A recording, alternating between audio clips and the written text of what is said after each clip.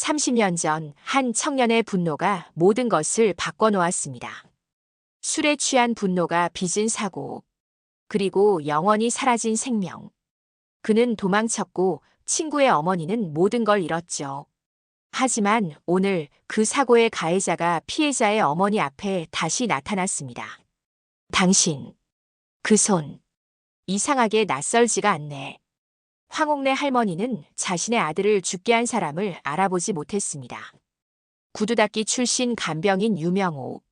그가 무진 요양병원에 온 진짜 이유는 무엇일까요? 그리고 옥래 할머니는 진실을 알게 된다면 어떤 선택을 할까요? 용서와 속죄 그리고 예상치 못한 사랑으로 이어지는 이 실화는 우리에게 무엇을 말하고 있을까요? 지금부터 그 놀라운 이야기를 시작합니다. 사연 시작 전 구독과 좋아요는 영상 제작에 큰 도움이 됩니다. 그럼 사연 시작하겠습니다. 서울 외곽의 무진 요양병원. 53세 남성 간병인 유명호는 흰 가운을 단정히 여민 채 새로 배정받은 83호실로 향했습니다. 그의 발걸음은 무겁고 조심스러웠습니다. 매일 접하는 일상이지만 오늘따라 가슴이 더 두근거렸죠. 오늘부터 이 방을 맡게 된 유명호입니다. 잘 부탁드립니다. 명호는 고개를 숙이며 인사했습니다. 창가에 누워있던 황옥래 할머니는 고개를 돌려 그를 잠시 바라보더니 다시 창밖으로 시선을 돌렸습니다. 하얀 병실 벽에는 옛날 사진 한 장이 걸려 있었습니다. 젊은 시절 황옥래와 함께 웃고 있는 청년의 모습이었습니다. 어머니, 식사 시간이 다 되었네요.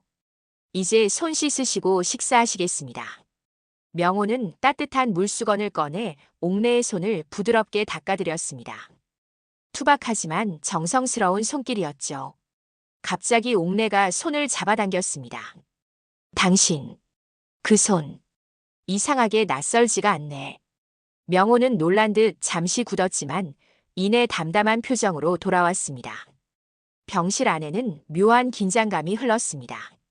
창밖으로는 가을비가 내리고 있었고 낙엽이 떨어지는 모습이 마치 시간이 천천히 흐르는 것 같았습니다. 식사는 천천히 하셔도 됩니다. 제가 곁에서 도와드릴게요. 명호의 목소리는 조용했지만 단단했습니다. 옥래는 그의 손길을 느끼며 눈을 감았습니다. 그녀의 마음속에서는 오래된 기억들이 파도처럼 일렁이고 있었죠. 젊은 시절 유명 음식점을 운영하며 자수성가했던 그녀의 손에는 세월의 흔적이 깊게 새겨져 있었습니다. 당신, 어디서 왔어요? 명호는 잠시 망설이다 대답했습니다. 저는 그저 평범한 간병인입니다. 이제 어머니의 일상을 돕게 될 사람이죠. 옥래는 고개를 천천히 끄덕였습니다. 그녀의 눈빛에는 의심과 호기심이 교차했습니다. 명호는 묵묵히 그녀의 식사를 도우며 작은 행동 하나하나에 정성을 담았습니다. 그의 손에는 오랜 상처와 굳은 살이 남아 있었고 그 손길에서는 묘한 온기가 느껴졌습니다. 내 아들, 재호도 당신과 비슷한 나이였을 거야. 옥래의 목소리는 떨리고 있었습니다. 명호는 그 말을 듣는 순간 잠시 손을 멈추었지만 이내 자연스럽게 일을 계속했습니다. 그의 눈빛이 조금 더 깊어졌을 뿐입니다. 두 사람의 첫 만남은 이렇게 시작되었습니다. 명호의 손길과 옥래의 기억 사이에 흐르는 묘한 긴장감. 그리고 그들이 아직 알지 못하는 서로의 비밀들이 병실 안에 조용히 머물고 있었죠. 명호가 무진 요양병원에서 일한 지 이제 3년이 되어 갔습니다. 그는 병원에서 가장 신뢰받는 간병인으로 인정받고 있었죠. 환자들은 그의 손길을 기다렸고 의사와 간호사들은 그의 세심함을 신뢰했습니다. 하지만 묘한 점이 있었습니다.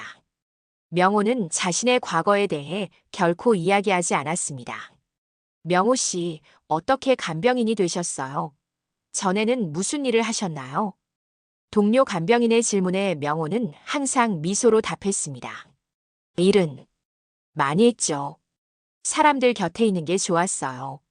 그날 오후 병원장이 간호사들과 이야기하는 소리가 복도에 울렸습니다. 유명호 씨? 아, 그 사람 참 묘하더군. 구두 닦던 사람이 환자 손을 잡는다니 세상이 참. 명호는 그 말을 듣고도 표정 하나 바꾸지 않았습니다. 오히려 조용히 웃으며 황옥래의 발을 닦아드렸죠. 그의 손은 상처투성이었지만 누구보다 부드럽게 환자를 대했습니다. 명호 씨, 오늘도 고생이 많네요. 수간호사가 다가와 말했습니다. 명호는 고개를 숙이며 인사했습니다.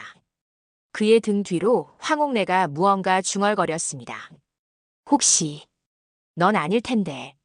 설마 그 아이는. 명호는 그 말을 들은 척하지 않았습니다.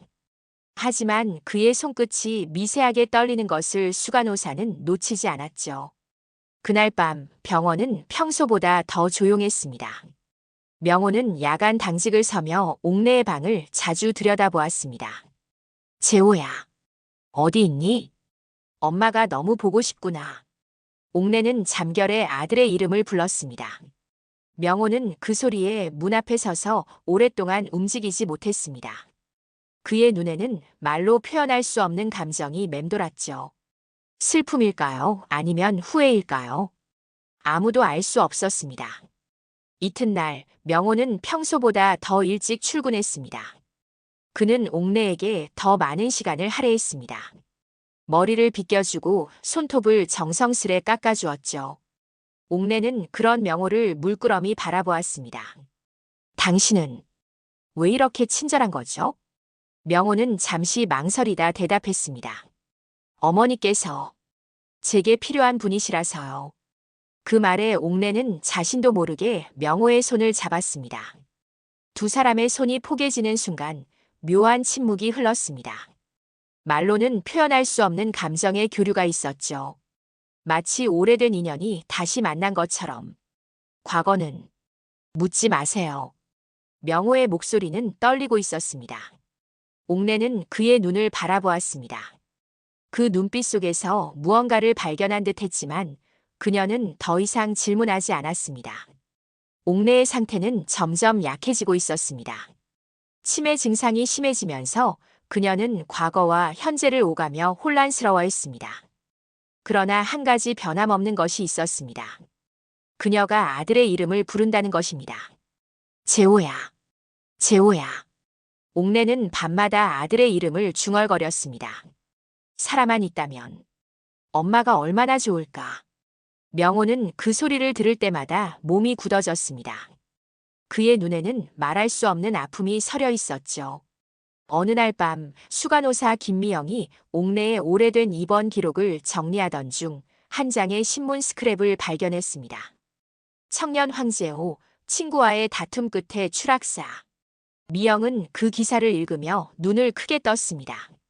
기사 속에는 또 다른 충격적인 내용이 있었습니다. 가해자 실형 후 실종. 유명호라는 이름으로 살아간 흔적 있음. 미영은 떨리는 손으로 그 기사를 다시 읽었습니다. 날짜는 30년 전이었습니다. 그녀는 사무실을 나와 병동을 향해 걸었습니다. 복도 끝에서 명호가 환자실을 나오는 모습이 보였습니다. 명호 씨, 잠깐 이야기 좀 할 수 있을까요? 미영의 목소리는 조심스러웠습니다. 명호는 고개를 끄덕이며 따라갔습니다. 두 사람은 병원 옥상으로 올라갔습니다. 가을밤에 서늘한 바람이 불어오고 있었죠. 이거, 혹시. 미영이 신문 스크랩을 내밀었습니다. 명호는 그것을 본 순간 얼굴이 창백해졌습니다. 한동안 침묵이 이어졌습니다. 마침내 명호가 입을 열었습니다. 알고 계셨군요. 미영은 머뭇거리다 물었습니다. 황옥래 할머니의 아들, 황재호 씨가. 명호는 깊은 숨을 내쉬었습니다. 제가 그 사건의 가해자였습니다. 그의 목소리는 떨렸지만 눈빛은 또렷했습니다. 진실을 마주하는 사람의 눈빛이었죠. 재호는 제 유일한 친구였습니다. 형 같은 존재였죠. 우리는 함께 구두를 닦으며 자랐습니다. 그런데 어느 날, 재호가 저를 떠나 대학에 가게 되었습니다. 저는 질투했습니다. 그리고 술에 취해 다투다가 명호의 목소리가 갈라졌습니다. 그의 눈에서는 눈물이 흘러내렸습니다. 그날 이후로 제 삶은 지옥이었습니다. 감옥에서 나온 후에도 마음의 감옥에서 벗어날 수 없었죠. 그래서 이곳에 온 겁니다. 황옥래 어머니를 돌보기 위해서. 미영은 충격의 말을 잇지 못했습니다. 명호는 고개를 들어 밤하늘을 바라보았습니다.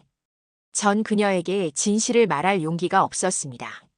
하지만 그녀 곁에서 그녀를 돌보는 것만이 제가 할 수 있는 속죄라고 생각했습니다. 미영은 조심스럽게 물었습니다. 그럼 황옥래 할머니는 명호 씨가 누군지 모르시는 거예요? 아마도 그럴 겁니다. 하지만 가끔은 그녀가 알고 있는 듯한 기분도 듭니다. 두 사람은 오랫동안 옥상에 서 있었습니다. 미영의 마음속에는 혼란스러운 감정이 교차했지만 명호의 진심 어린 뉘우침과 30년간의 속죄를 무시할 수는 없었습니다.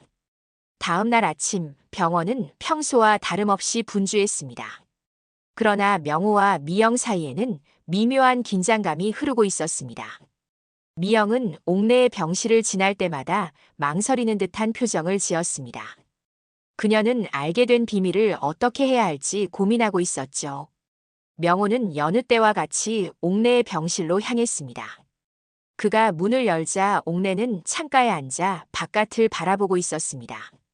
그녀의 얼굴에는 깊은 그리움이 서려 있었습니다. 어머니, 오늘은 기분이 어떠세요? 명호가 조용히 다가갔습니다. 옥내는 고개를 돌려 그를 바라보았습니다. 그녀의 눈빛이 평소와 달랐습니다. 마치 오래된 기억을 떠올리는 듯한 눈빛이었죠. 당신, 정말 누구죠?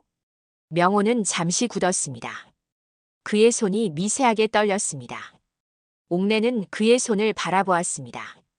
이상하게 그 손길 마음이 놓여. 하지만 당신이 누군지는 도저히 기억이 안 나요. 명호는 깊은 숨을 내쉬었습니다. 그는 옥내 앞에 무릎을 꿇고 앉았습니다. 그의 눈에서는 눈물이 맺혔습니다. 전 어머니께 많은 빚을 진 사람입니다. 옥내는 그의 말을 이해하지 못한 듯 고개를 갸웃거렸습니다. 명호는 조심스럽게 그녀의 손을 잡았습니다.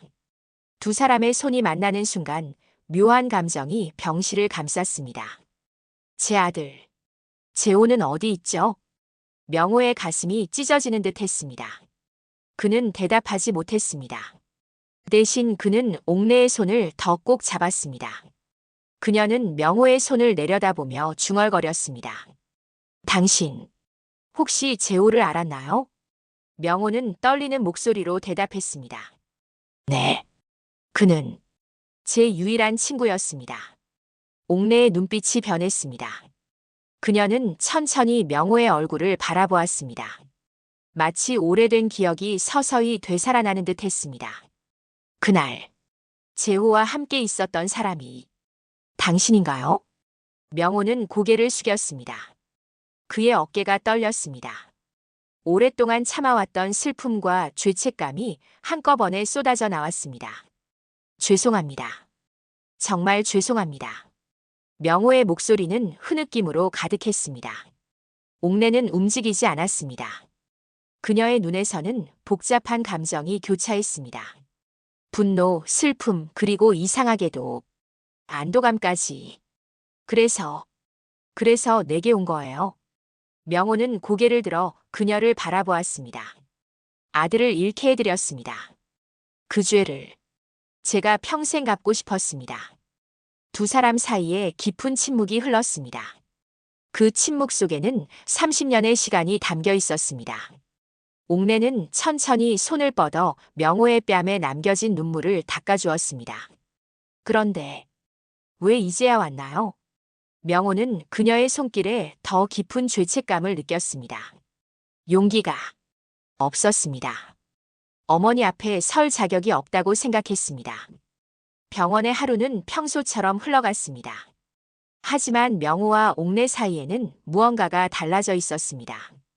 그들 사이에 흐르는 침묵은 이전과는 다른 의미를 담고 있었죠. 그것은 서로의 존재를 인정하는 침묵이었습니다. 저녁 무렵 명호는 옥내의 병실로 향했습니다. 그의 손에는 작은 꽃다발이 들려 있었습니다. 문을 열자 옥내는 침대에 누워 천장을 바라보고 있었습니다. 어머니, 오늘 저녁 식사 시간입니다. 명호는 조심스럽게 다가갔습니다. 옥내는 천천히 고개를 돌려 그를 바라보았습니다. 그녀의 눈빛은 또렷했습니다. 마치 오래된 안개가 거친 듯 했죠. 명호야. 옥내가 처음으로 그의 이름을 불렀습니다. 명호는 그 자리에 굳어버렸습니다. 그의 눈에서는 눈물이 맺혔습니다. 네. 어머님. 명호는 떨리는 목소리로 대답했습니다. 옥내는 천천히 손을 내밀었습니다. 명호는 그 손을 조심스럽게 잡았습니다. 30년. 참 길었구나. 옥내의 목소리는 담담했지만 그 안에는 깊은 슬픔이 담겨 있었습니다. 명호는 고개를 숙였습니다. 어머님, 저는 정말 죄송합니다. 명호는 마침내 옥내 앞에서 무릎을 꿇었습니다. 30년 전 저는 도망쳤습니다. 하지만 지금은 이 손으로 끝까지 곁에 있고 싶습니다. 옥내는 아무 말 없이 명호를 바라보았습니다. 그녀의 눈에서는 복잡한 감정이 교차했습니다. 긴 침묵이 흘렀습니다. 그리고 마침내 옥내가 입을 열었습니다. 명호야, 넌 왜 이렇게 늦게 왔니? 그 말에 명호는 참았던 눈물을 터뜨렸습니다. 옥내는 천천히 손을 뻗어 그의 머리를 쓰다듬었습니다. 그 손길은 따뜻했습니다. 마치 오래전 아들을 쓰다듬던 그 손길처럼. 재호는 항상 내 이야기를 했단다. 우리 명호는 마음이 따뜻해라고. 옥내의 목소리에는 오래된 기억이 담겨 있었습니다. 명호는 고개를 들어 그녀를 바라보았습니다.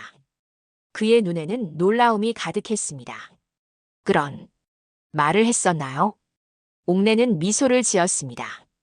그녀의 눈가에 주름이 깊게 패였습니다. 그 아이는 내가 자기를 밀었다고 생각하지 않았을 거야. 사고였으니까. 명호는 그 말에 더 깊이 고개를 숙였습니다. 하지만 제가 그를 잃게 만들었습니다. 옥내는 천천히 고개를 저었습니다. 우리 모두 무언가를 잃었단다. 난 아들을 잃었고 너는 친구를. 그리고 우리 둘 다 30년의 시간을 잃었지. 그날 밤 옥내는 처음으로 병원 식당에서 저녁을 먹었습니다. 그리고 더 놀라운 일은 그녀가 식사 중에 명호의 이름을 불렀다는 것입니다. 명호야, 이국 좀 더 먹을래? 주변 사람들은 놀란 눈으로 그들을 바라보았습니다. 수간호사 미영은 그 광경을 보며 미소를 지었습니다. 그녀는 이제 알았습니다. 돌봄과 진심은 말보다 먼저 닿는다는 것을. 시간이 흐르면서 명호와 옥내의 관계는 더욱 깊어졌습니다. 옥내는 명호에게 과거를 묻지 않았고 명호는 자신의 죄책감을 말로 표현하지 않았습니다. 대신 그들은 서로의 존재를 통해 위로를 찾아갔습니다. 매일 아침 명호는 옥내의 머리를 빗겨주었습니다.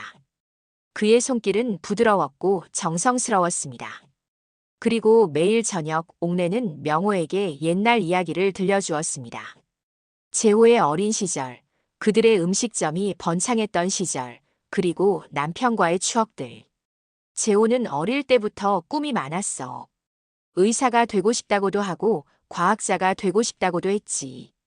그런데 결국 요리사가 되겠다고 했어. 어미 뒤를 이어서. 옥내의 목소리에는 그리움이 담겨 있었습니다. 명호는 그 이야기를 들으며 조용히 옥내의 발톱을 깎아주었습니다. 그의 손길은 세심했고 마치 오래된 친구의 손길처럼 편안했습니다. 재호는 어머니를 정말 사랑했나 봐요. 명호의 말에 옥내는 고개를 끄덕였습니다. 그 아이는 효자였어. 하지만 너도 마음 따뜻한 아이였어. 재호가 항상 말했어. 우리 명호는 손이 따뜻해라고. 명호는 그 말에 손을 멈추었습니다. 그의 눈에 눈물이 맺혔습니다. 옥내는 천천히 손을 뻗어 그의 손을 잡았습니다. 넌 아직도 참 따뜻한 손을 가졌구나. 그 말에 명호는 참았던 눈물을 터뜨렸습니다. 그는 옥내의 손을 꼭 잡았습니다. 두 사람은 말없이 서로의 손을 잡고 있었습니다. 그 손끝에서 오랜 상처가 조금씩 아물어가고 있었죠. 병원 직원들은 그들의 관계를 신기하게 바라보았습니다.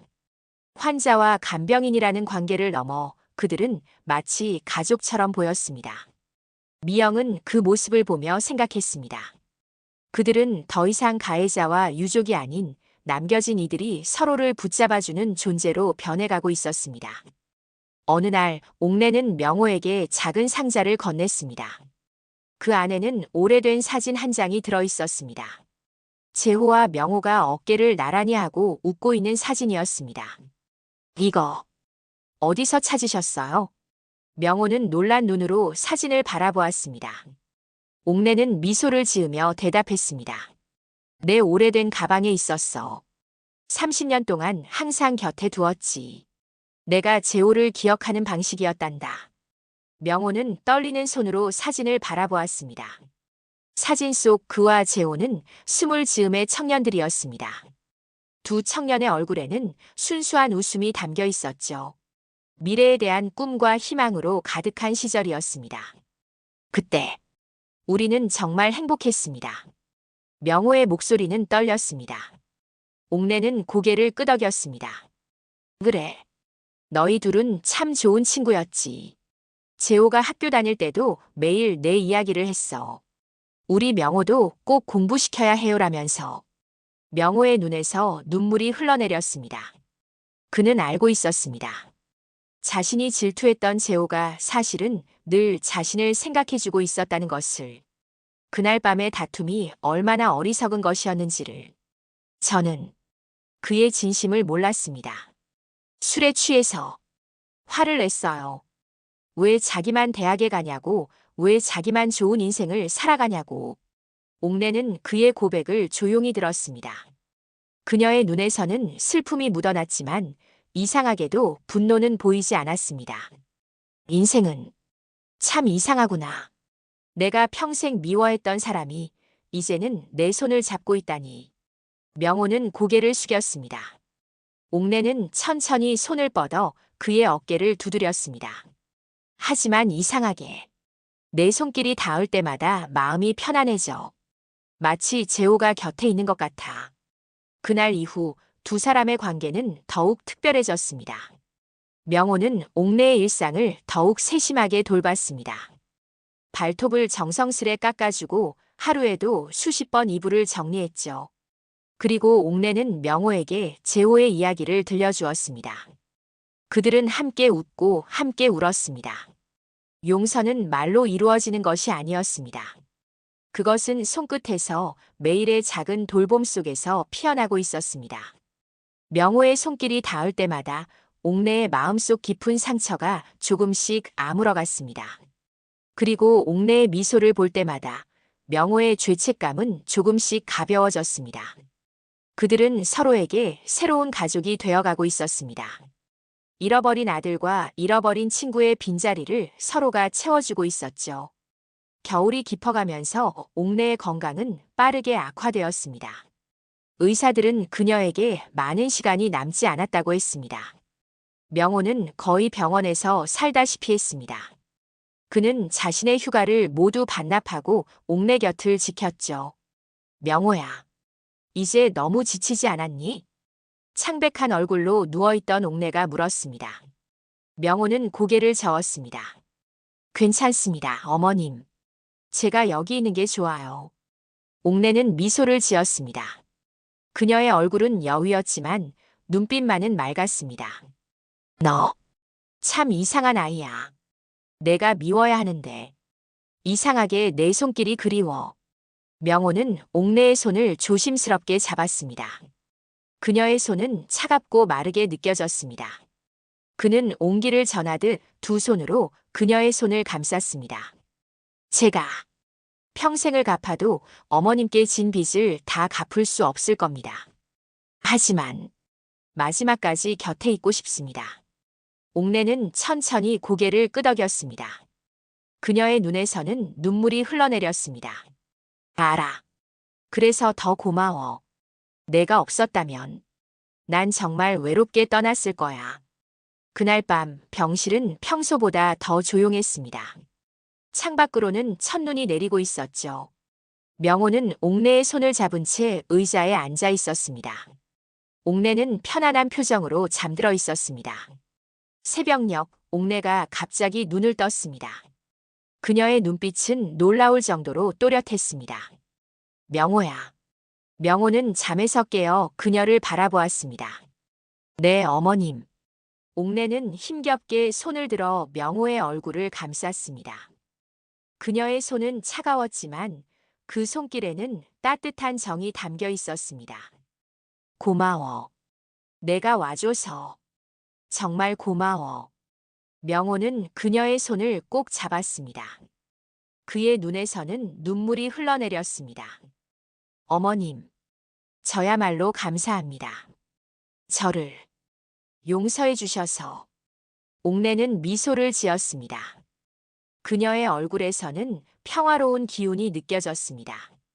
명호야, 넌 내 마지막 가족이야. 내가 있어서 괜찮았어. 그 말을 마지막으로 옥내는 조용히 눈을 감았습니다. 그녀의 손은 여전히 명호의 손을 꼭 잡고 있었습니다. 명호는 그 손을 놓지 않았습니다. 그는 밤새 그녀의 손을 잡은 채 울었습니다. 그의 눈물 속에는 슬픔과 감사 그리고 평화가 공존하고 있었습니다. 장례식은 조용하게 치러졌습니다.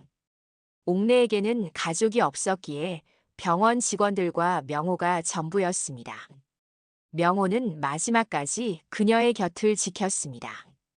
그는 옥내가 생전에 좋아했던 하얀 국화를 가득 준비했습니다. 장례식이 끝나고 일주일 후 병원에 한 통의 편지가 도착했습니다. 그것은 옥내의 유언장이었습니다. 병원장은 명호를 사무실로 불렀습니다. 명호 씨, 이것 좀 봐요. 병원장은 조용히 유언장을 펼쳤습니다. 그 안에는 놀라운 내용이 적혀 있었습니다. 내 남은 재산을 그 아이에게. 그의 손길이 세상에 또 다른 따뜻함을 줄 수 있기를 바라며. 명호는 그 글을 읽고 충격에 빠졌습니다. 옥내는 그에게 모든 것을 남겼습니다. 그녀가 평생 모은 재산 그리고 그녀의 믿음을. 어머님. 명호의 목소리는 떨렸습니다. 그의 눈에서는 뜨거운 눈물이 흘러내렸습니다. 봄이 오고 무진 요양병원 앞에 새로운 건물이 들어섰습니다. 황옥내 돌봄재단이라는 이름의 작은 건물이었습니다. 명호는 옥내의 유언에 따라 그녀의 재산으로 재단을 설립했습니다. 재단의 목표는 분명했습니다. 독거노인, 치매 환자, 요양시설을 위한 정서 돌봄 사업이었죠.